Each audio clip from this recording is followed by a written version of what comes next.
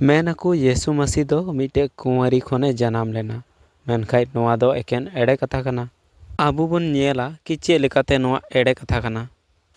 अगर जहां नौका आइकावेद कान खाज कि नोआ दो सरी कथा कना तो हेज कते नोडे प्रूफ एम टुका पे। डिबेट पर आ जाओ और प्रूफ दिखा देना और समझा भी देना कि यीशु मसीह कैसे पैदा हुआ था, कैसे बिना बाप का पैदा हो गया और मरियम कैसे प्रेग्नेंट हो गई। बस ये चीज़ हमें डिबेट पर आकर समझा देना। हम लिंक दे देंगे, डिबेट लिंक। तो ये सब बातचीत शुरू करने से पहले सबको हमारे चैनल तरफ से जोहार। हमारे चैनल में आप सबों का स्वागत है। तो आज का बातचीत शुरू करने से पहले जितने भी नए मेंबर हैं वो एक बार इस डिस्क्लेमर को ज़रूर पढ़ लें। तो आज हम देखते हैं कि कैसे यीशु मसीह का जन्म जो कुंवारी से बताया गया है वो झूठा है। तो बाइबल का जो भागी सोमवार है या उसको सुसमाचार भी कहते हैं, 4 तरह के सुसमाचार हैं। उनमें से सबसे पहला सुसमाचार जो है, सबसे पहला भागी सोमवार जो है वो है मरकुस का। मरकुस का भागी सोमवार को सबसे प्राचीन माना जाता है। मरकुस पहला सुसमाचार है जो लिखा गया था, और जो पहला सुसमाचार है या हम इसको भागी सोमवार कहें, इसमें कहीं पर भी नहीं लिखा है कि यीशु मसीह जो है वो किसी कुंवारी से पैदा हुआ है। अब ये सोचने वाली बात है, जो पहला सुसमाचार लिख रहा है उसी को नहीं मालूम कि यीशु मसीह जो है वो किसी कुंवारी से पैदा हुआ है। और हम ऐसे भी नहीं कह सकते कि उसने शायद वो लिखना भूल गया, मरकुस शायद लिखना भूल गया कि कुंवारी से पैदा होना। ये बहुत बड़ी बात है ना। कोई कुंवारी से पैदा होता है, ये बहुत बड़ी बात है। इसको कोई भी लिखना नहीं भूल सकता। इसका मतलब यह है कि मरकुस जो है वो नहीं मानता था कि यीशु मसीह कुंवारी से पैदा हुआ है, वरना वो लिखता, वो चीज़ लिखना कैसे भूल जाता। और मैंने पिछला कई वीडियो में बताया है कि ईसाई कितने तरह के थे, कितने तरह के ग्रुप्स थे। बहुत तरह के लोग मानते थे कि ईसा मसीह जो है वो इंसान थे। कोई कहते थे भगवान का बेटा था, ईश्वर का बेटा था, और कोई कहते थे आधा इंसान आधा ईश्वर था। बहुत साल पहले ऐसे ही भी लोग थे, बहुत सारा ऐसे ग्रुप थे। इसीलिए हम ये कह सकते हैं कि यीशु मसीह का जन्म जो कुंवारी से बताया गया है ये बिल्कुल झूठी बात है। वरना वो जो मरकुस है वो अपना ये भागी सोमवार में ज़रूर लिखता, क्योंकि वो उन्हीं का सबसे पहला भागी सोमवार है।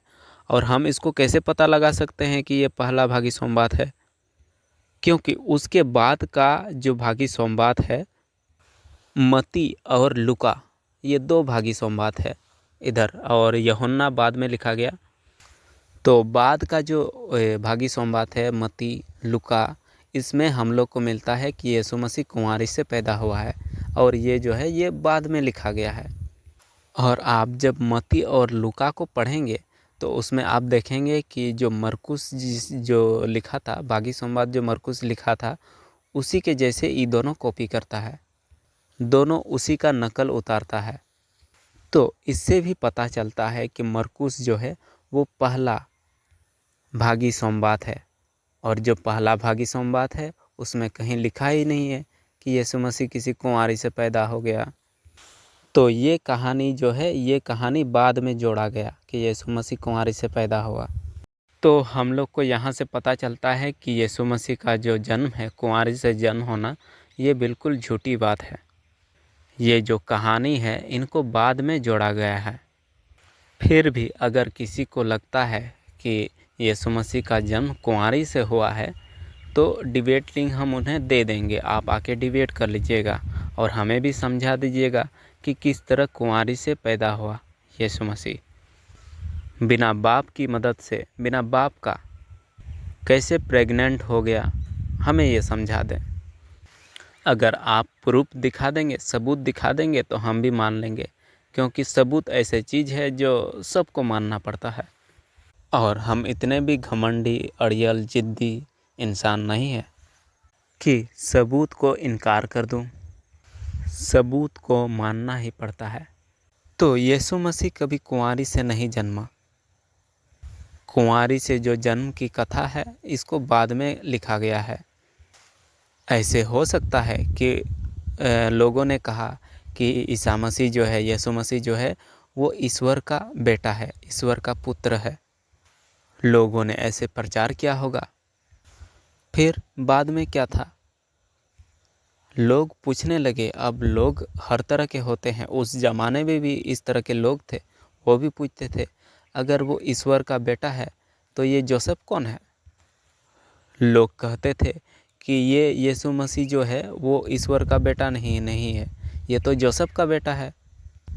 तो हो सकता है इसीलिए बाद में ये जो सुसमाचार है इनको ऐसे लिखा गया कि उसे दिखाया गया कि वो ईश्वर का बेटा है, वो कुंवारी से जन्मा है। और ये जो कहानी लिखा गया कि यीशु मसीह जो है कुंवारी से पैदा हुआ और वो ईश्वर का बेटा हो गया, ये कहानी उधर की कहानी, बहुत सारी ऐसी कहानी थी, मिथ की कहानी थी। जैसे हम संथाल परगना में देखते हैं पिलचू हड़म पिलचू बूढ़ी कहानी, उसी तरह उधर की जो बहुत सारी कहानियाँ थी उसमें भी उसी तरह का होता था लगभग। अगर कोई ईश्वर का बेटा इस धरती पर आता था तो उसके लिए जो ईश्वर था वो आता था ऊपर से और किसी औरत के साथ रहता था और उसको प्रेग्नेंट करके चला जाता था, और उससे जो बच्चा पैदा होता था वो ईश्वर का बच्चा कहलाता था।